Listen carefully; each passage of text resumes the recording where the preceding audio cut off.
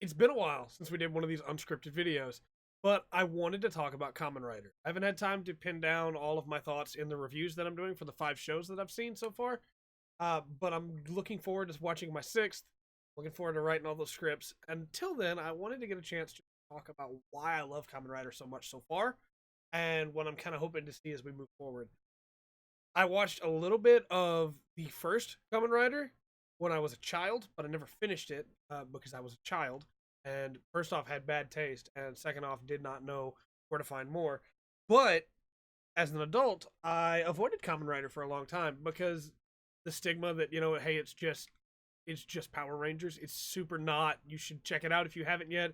If you have that same stigma and you are afraid that it's just gonna be hammy fun time and not a serious show, then you should definitely give it a chance because Kamen Rider gets serious, and some of those storylines they hit you really hard. I started with Double, and Double might still be my favorite. It's a tie right now between it and Gaim, but I really love Double. I bought the Figma for it, or Double back there. I bought the belt.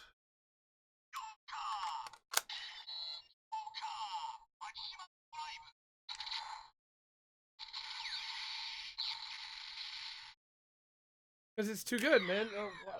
How can you not? It's just so good. You've got,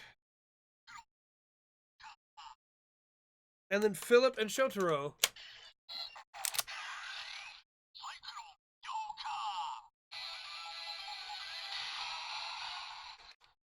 I couldn't not buy the belt. I want to get the Gaim belt as well. Maybe the O's belt. But, hey, money. But regardless, I really liked Double. And I definitely would recommend it to people that maybe have been wanting to get into Kamen Rider, but don't know where to start. I think Double's a really good starting place. I didn't know beforehand that the shows were only loosely connected to each other. And so I assumed that it was a long running continuity. But Double is very standalone. Double doesn't really need anything else to support it, to tell you the story of how it got there. It's just, hey, here's the story of what's going on in this town. Here's these characters. Let's go. And I think the strength of Double is those characters. I think Shotaro and Philip alone are really good characters. But then you get into people like Kirihiko, you get into Terry Ryu, and you get in the villains with everything that goes on with them. And I almost spoiled some stuff and stopped myself. So, hey, you should watch Double. Double's really good. I love Double.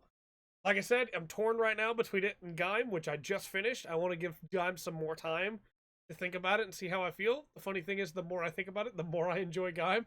But if you've been on the fence about starting Kamen Rider, please watch Kamen Rider. Please watch Double. Double is such a good show. I made the comment to Andrew and Pat after I finished Double that it was my favorite live action series because I really, really love Double. I love the characters in Double. And I may be biased because Shotaro is like my character type that I love the most is Shotaro, the hero who thinks that he's better than he is, but not in like the cocky like I'm gonna beat you kind of way, but in the I have to be this good because I have to protect everybody, even if I'm not actually that good. And trying to confront that and trying to achieve that, even though he knows his own strength, but he knows what he has to be. That's my favorite character type. And you add that into everything else about him already, that he's effective, that he likes to look cool. Just Shotaro alone, I think the show is worth it. But then you get into Terry Ryu and everything there. I have so much I want to say about Double. I'm about halfway done with my script for Double, so I'll save the rest of it for there. But Kamen Rider Double, absolutely amazing show. 100% should check it out. After Double, I watched O's. And O's is where I really wanted to get into why I love Kamen Rider. Because Kamen Rider is all about the character interaction. You have the cool suit moments, you have the cool fights, which are choreographed beautifully, by the way. You have the nice angles for the camera. You have some very good set pieces. The sets themselves look really cool. It's well done. There's a lot of production value into it, right? But it's the character interactions and the actors that play those characters that I think really sell what Kamen Rider is, that really make it something you want to watch. The interactions between Eiji and Ankh in O's are top tier. 100% amazing character interactions. I think those two alone carry the show. Not even to mention everything else that comes in. Date, Goto, and President Kogami. Happy birthday! You know, it's just like O's is so much fun while also being super serious.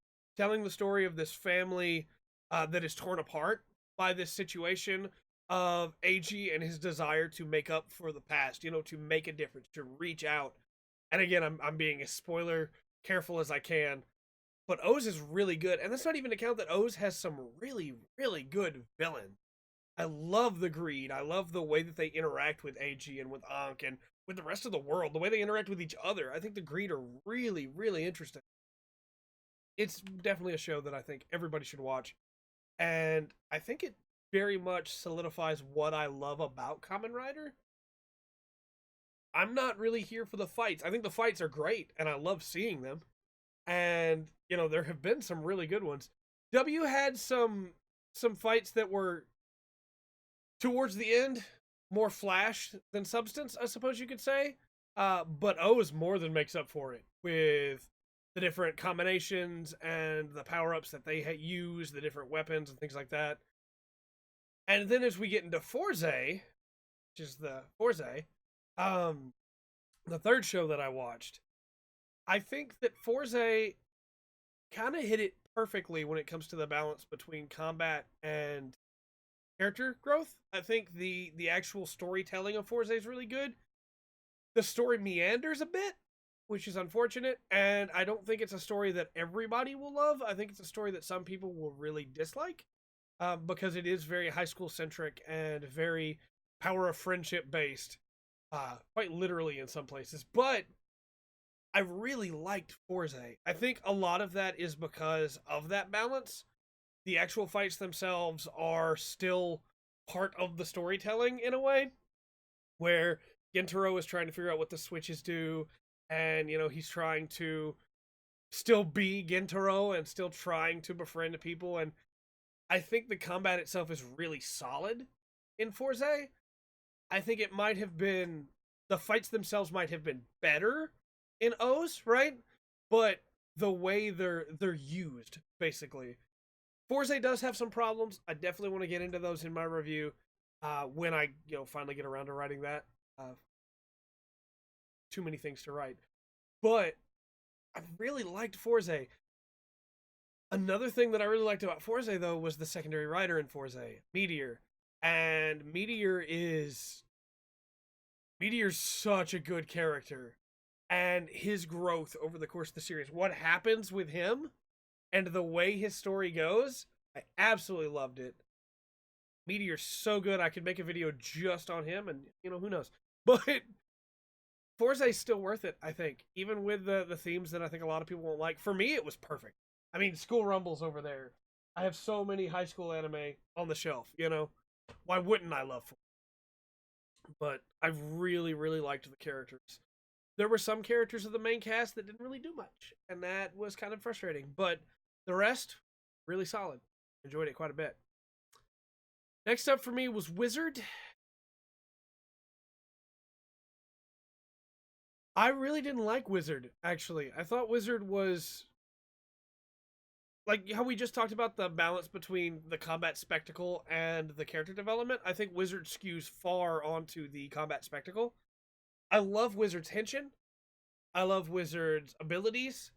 I think Wizard's belt is pretty cool. I really like the idea of magic in your hand, you know, and you have to touch the hand. And I love that it says please, because please is the magic word. But that's about where my love for Wizard ends. And my Wizard came back up for me in the middle when Beast shows up. Because I did like Beast. I thought Beast was a pretty interesting character. But Haruto is kind of just a nothing of a character. Like, he's already done his growth for the most part, and it's not until the last bunch of episodes where he has to grow more. Up until that point, he's kind of just everybody's hope. And I found him extremely boring because of that. And that's a shame, because I think Wizard's really pretty. I think Wizard has some of the best choreography because they're not allowed to punch because of the rings on his hands. I think Wizard has some really cool abilities. I think the music in Wizard's really good, and I actually kind of like some of the supporting cast, but it doesn't work for me in the way that it was balanced. And I don't recommend Wizard. I think maybe watch the first episode or maybe watch the Wizard movie, because the Wizard movie wasn't like amazing, but it also wasn't the worst. I think if you want to get some really good Wizard, you can watch the Wizard Gaim movie. The Wizard Gaim movie's really good. Has no right to be as good as it is, really, but it's really good. Let me know your thoughts though on Wizard. Tell me if you think I'm wrong, if you really enjoyed Wizard, and tell me why. Maybe I can look back on it with a different lens and be able to appreciate it more. The fifth show and the final show that I've seen so far is Gaim. I still have the Gaim Drive movie to watch. I wanted to watch some of Drive before I watched that movie, just in case. But Gaim, man, you talk about character development, Gaim. And then again, like I said with Fourze, the fights are subservient to the character development, but are not lacking in any regard. I think the fights are really well done. I think Gaim probably has the best writing out of all five that I've seen so far. Gaim is just amazing in the journey it takes its characters through. Kota starts out as a character that I wasn't super fond of, but I understood where he was coming from, you know? And then by the end of the series, honestly, by like 10 episodes in, Kota was one of my favorite writers, right up there with Shotaro. And I really, really love Mitsuzane. I think Mitsuzane might be my favorite character in all of Rider. Just because of the path that he takes. And again, I'm purposefully avoiding spoilers. Takatora's really good, but Mitsuzane, man. The journey that he takes, where he gets to by the end of the season, and what happens along the way. My favorite character in live action television, I think, honestly. It's such a good journey. And I was very surprised because when I first saw Michi, he was just like whatever, you know. My initial opinion was, oh, this guy will be dead by the end of episode 5, you know. But I really love Mitsuzane, and then like the side characters, because if you ask me to name, I love W and I love O's, right, and I love Fourze. If you ask me to name a bunch of the side characters, I could probably name like 5 or 6 each. But man, in Gaim, you've got Zack, you've got Orin, you've got Jonochi, you've got Hase. There's so many great side characters in Gaim, and they all get some time to shine, you know? Gaim is not without its problems, though. Gaim has some crossover episodes that feel incredibly out of place. I don't just mean a little bit out of place. I mean incredibly out of place. In the middle of this big, epic moment in the story where things are going bad and we got to solve something right away, here's the Kikaider crossover episode. It doesn't continue that plot and has nothing to do with anything. It is actually set 2 weeks prior in the story. Why? Oh man, these two characters are fighting and another character's on the way to stop them from fighting, and he has to get there, otherwise one of those two characters might kill each other over a misunderstanding. Better take the time to stop and do a soccer episode.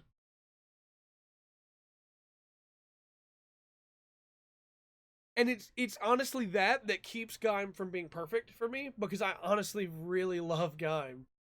But I'm excited. I'm excited. Next up for me is Drive. After that, I'm gonna try Ghost. I've heard some bad things. I heard bad things about Wizard too, so I'm nervous. But I don't think I'm gonna force myself to watch a show I don't like at this point. I'll come back and watch Ghost if I really hate it. But we'll see, you know. And then after that, I believe is Build, which people have told me is really good. So I'm excited. I want to move through all of Neo Heisei, and then I want to go back to regular Heisei, and then at some point I want to go back to Showa, but I also really want to get into Sentai, having seen how good Kamen Rider is, and I've been recommended Kyoryuger and Kokyuger. So let me know what you think in the comment section down below. How do you feel about Kamen Rider? Have you checked it out? Are you curious about checking it out? Are you interested in seeing those reviews? Let me know your thoughts on Wizard and Ghost and what other Kamen Rider shows or tokusatsu I should watch. I've heard Goro is really good as well. But until next time, I've been Trey. This has been the Full Spectrum. And remember to always enjoy the full spectrum. Kamen Rider has to offer.